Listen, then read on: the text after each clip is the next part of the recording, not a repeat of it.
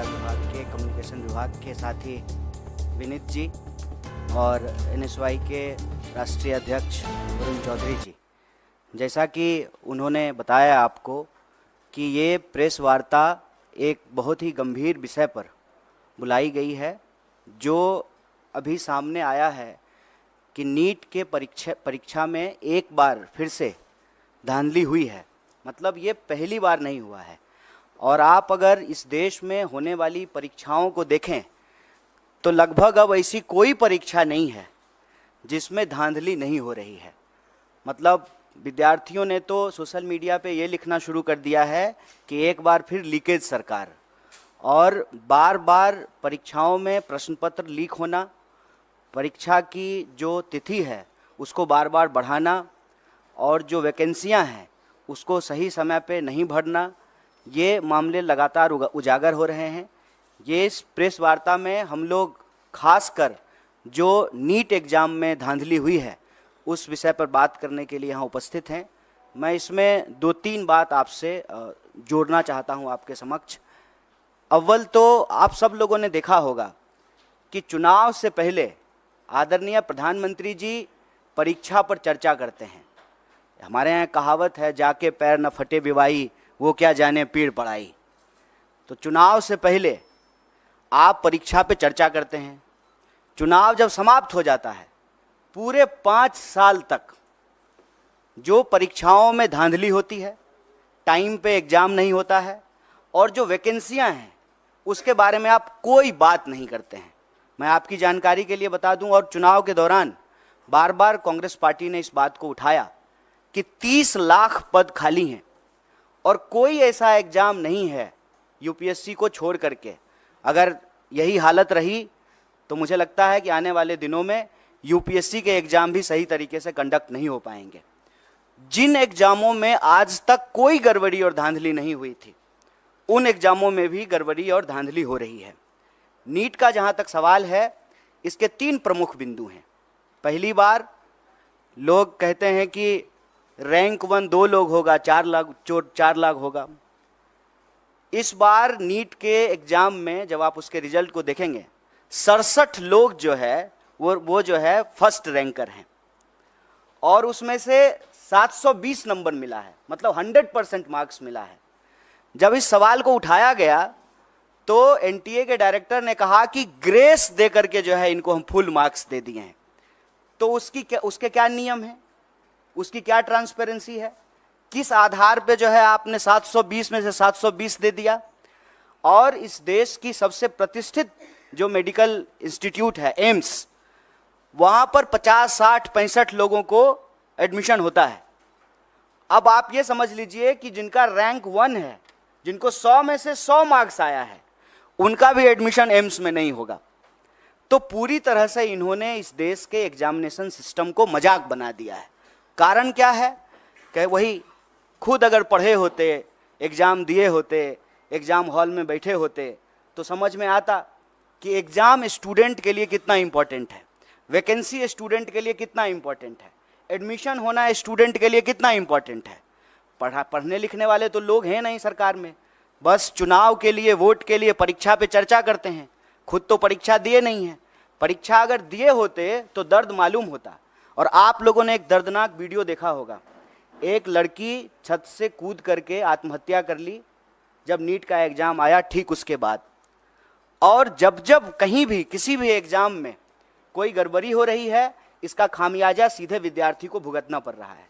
आप सब जानते हैं, सरकारी आंकड़ा है, हमने अपने घर में नहीं बनाया है, 1 घंटे में 2 जवान इस देश में आत्महत्या कर रहे हैं। मतलब 24 घंटे में 48 नौजवान आत्महत्या कर रहे हैं। और लगातार ये जो परीक्षा का दबाव है उसमें 3 बिंदु बहुत महत्वपूर्ण हैं। एक, समय पे एग्जाम का नहीं होना। दूसरा, अगर एग्जाम हो तो उसमें व्यापक पैमाने पे धांधली होना और प्रश्न पत्र का लीक होना। और तीसरा, जब प्रश्न पत्र लीक होता है, स्टूडेंट की तरफ से हंगामा होता है, स्टूडेंट कोर्ट जाते हैं, तो फिर एग्जामिनेशन को कैंसिल कर देना। ये पूरा का पूरा एक साइकिल बना हुआ है। और आप देश के किसी भी हिस्से में चले जाइए, जिसको हम लोग स्टूडेंट का सेंटर कहते हैं, अगर आप रांची, पटना, बनारस, इलाहाबाद होते हुए दिल्ली आएँ, फिर आप नॉर्थ से साउथ की तरफ जाएं, कोई भी ऐसा सेंटर जिसको हम स्टूडेंट सेंटर कहते हैं, हर जगह आत्महत्या की घटनाएं एक बहुत बड़ी समस्या बन चुकी है।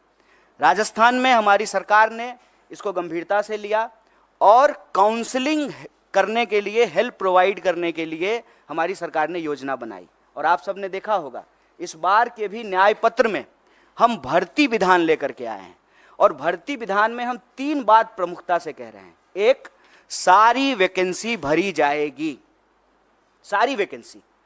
बताइए, हर 5 साल में चुनाव हो जाता है, कोरोना के टाइम पर भी चुनाव हो गया, सब कुछ बंद रहा, देश में जनगणना नहीं हुआ, लेकिन चुनाव हुआ टाइम पे।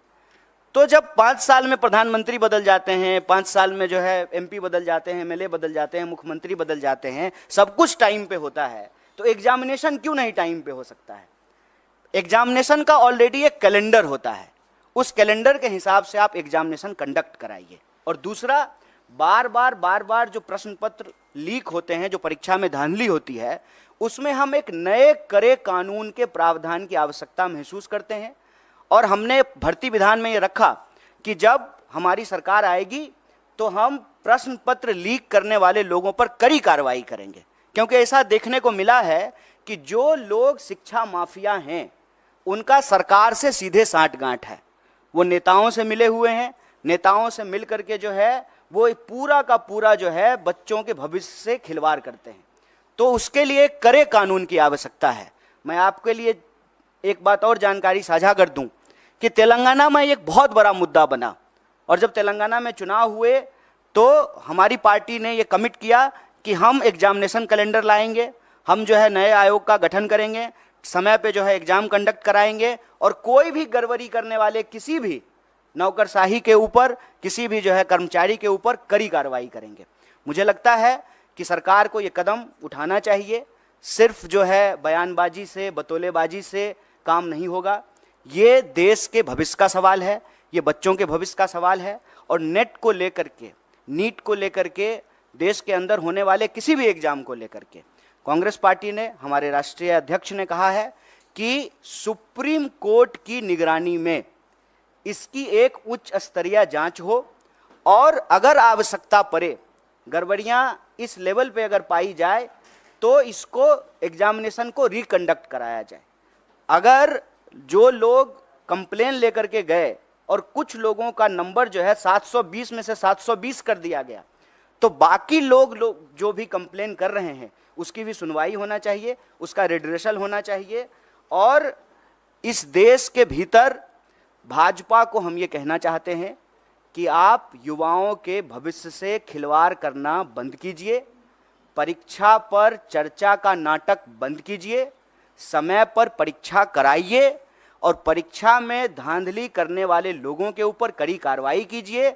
और इस देश के भीतर जितने भी रिक्त पद हैं उनको इमीडिएटली जो है आपको भरना चाहिए।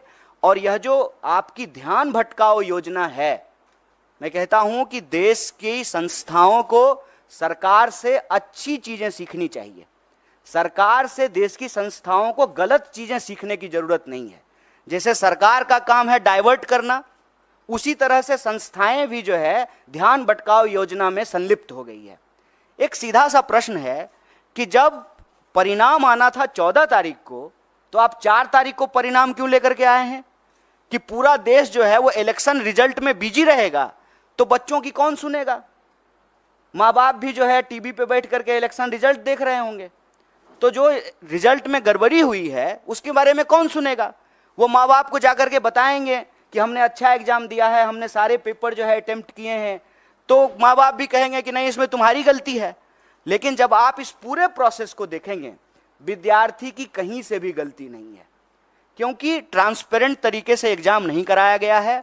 और साफ साफ एनटीए ने साफ साफ जो है इस बात से डिनाई कर दिया कि जो है पेपर लीक हुए हैं।